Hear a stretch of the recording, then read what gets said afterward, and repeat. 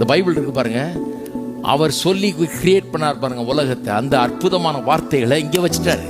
அந்த சிருஷ்டிப்பின் வல்லமை உள்ள வார்த்தைகளை இங்க வச்சுட்டு அவர் என்ன சொல்றாரு, இதை எடுத்து உன் இருதயத்துக்குள்ள வச்சுனா அந்த விசுவாசம் உன் இருதயத்துல வந்துடும். அப்புறம் வாயை கொடுத்துருக்காங்க, திறந்து பேசுன்றாரு. பேசினா அதே மாதிரி வேலை செய்யுன்றாரு. அது பண்ணி பாருங்க என்ன ஆகுதுன்னு பாருங்க.